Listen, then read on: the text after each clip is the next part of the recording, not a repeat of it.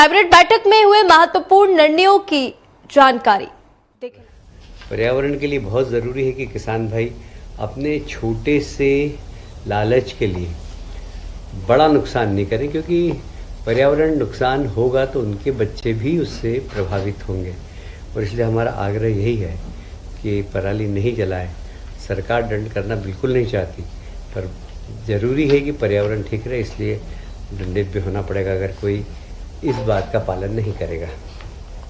2028 की स्थानांतरण नीति ये मंत्रिमंडल ने आज स्वीकृत की है और इसमें यह स्थानांतरण 1 से 30 मई तक किया जाना ज़रूरी है और 30 मई तक ई ऑफिस में सारे स्थानांतरण डालना होंगे। यदि उसके बाद यदि कोई स्थानांतरण किया तो वो स्थानांतरण नहीं हो पाएगा। इसलिए 30 मई के पहले सभी माननीय मंत्रियों से आग्रह किया गया है कि वे स्थानांतरण 30 मई तक कर लें। अब उसका रेशो में भी थोड़ा सा चेंज किया है, क्योंकि हमें 2000 तक जो 200 तक जो पद हैं उसमें 20% तक ट्रांसफ़र कर सकेंगे। वो 201 से लेकर 1000 तक कुल उसमें 15% ट्रांसफ़र कर सकेंगे और 1001 से लेकर 2000 तक की संख्या तक में 10% ट्रांसफ़र कर पाएंगे। इस प्रकार लगभग 2001 से अधिक को 5%। तो ये एक थोड़ा सा परिवर्तन किया गया है।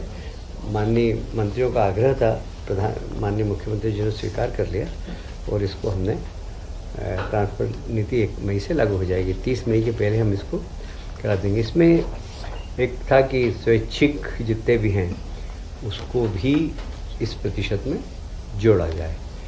तो एक और सुविधा दी कि यदि कोई विभाग अपनी स्वयं की ट्रांसफ़र नीति बनाना चाहे तो बना सकता है और उस ट्रांसफ़र नीति को सामान्य प्रशासन विभाग से एक बार बताकर उसको स्वीकृत करा लें। तो विभाग अपनी सुविधानुसार ट्रांसफ़र नीति भी बनाने के अधिकार आज के कैबिनेट ने दिए हैं। उसमें परसेंटेज लागू नहीं होगा? यही परसेंटेज लागू होगा। इसका ड्यूरेशन वही रहेगा 31 में? वही होगा। 30 बल्कि कॉन्ट्रोडिक्शन नहीं होगा जो आपकी नीति और परसेंटेज में वैसा कुछ समझ मतलब थोड़ा क्लियर कीजिए। नहीं, ऐसा है कि पॉलिसी तो यही रहेगी।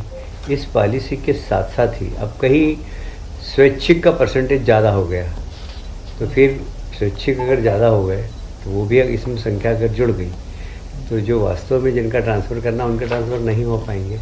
तो इसलिए कुछ इस प्रकार का बैलेंस करना पड़ेगा कि स्वैच्छिक ट्रांसफ़र भी हो और विभाग जिसको चाहे उसके भी ट्रांसफ़र हो।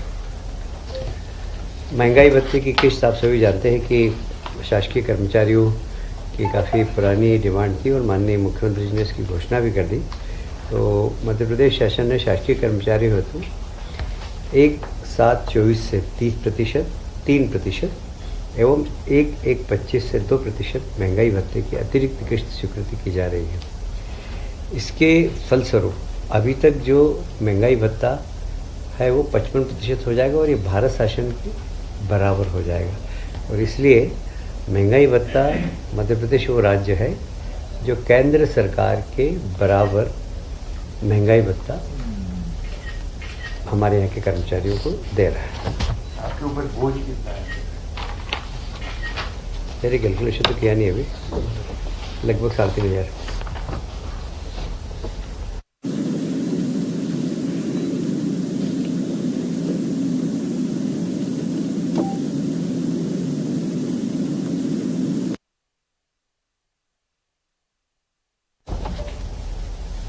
वैसे तो हम सरप्लस बिजली में हैं, पर हम अब ग्रीन एनर्जी को ज़रा फोकस कर रहे हैं, क्योंकि सारी दुनिया ग्रीन एनर्जी को की तरफ जा रही है। हमने भी ग्रीन एनर्जी की तरफ फोकस करना चालू किया है और इसीलिए मध्य प्रदेश और उत्तर प्रदेश दोनों की डिमांड अलग अलग समय पर होती है। हमारी डिमांड ख़त्म हो जाती है जब उत्तर प्रदेश की चालू होती है और इसलिए जब हमारे यहाँ बरसात आ जाती है तो वहाँ पे डिमांड चालू हो जाती है उत्तर प्रदेश में। हमारे यहाँ बरसात में डिमांड कम होती है, तो इसलिए मध्य प्रदेश और उत्तर प्रदेश दोनों संयुक्त रूप से मिलकर एक 2000 मेगावाट का सोलर पार्क बना रहे हैं, जिसमें 1000 तो कंपोजिट, जिसमें भंडारण की क्षमता होगी, और 1000 मेगावाट को खर्च कर सकेंगे। इस प्रकार 2000 मेगावाट का सोलर प्लांट मध्य प्रदेश और उत्तर प्रदेश के साथ संयुक्त रूप से मिलकर बनाने की योजना है। और इसमें लगभग इस प्रोजेक्ट में वैसे लगभग इस प्रोजेक्ट में कितना लगेगा? 3000 मेगावाट है टोटल। 3000 मेगावाट है। एक तो 1000 तो कैपेसिटी भंडारण और 2000 सोलर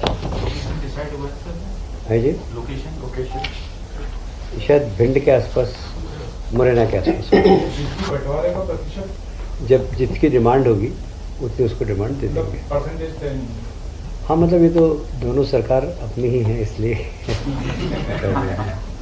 सर ये पेंशनर्स के लिए कुछ दिया जा रहा है? बता दीजिए अभी।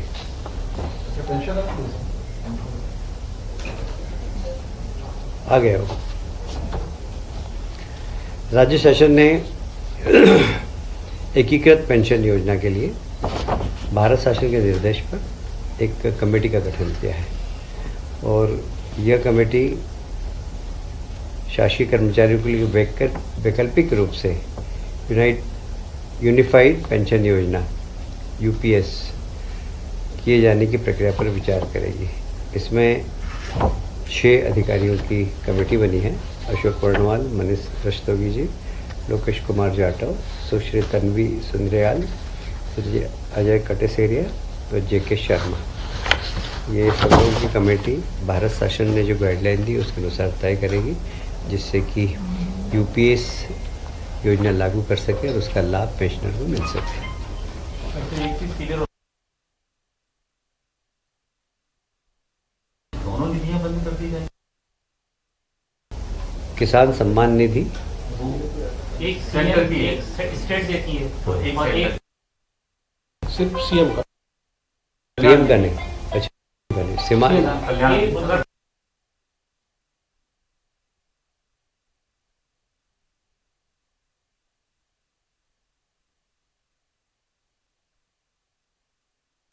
वैसे ये 15-20 दिनों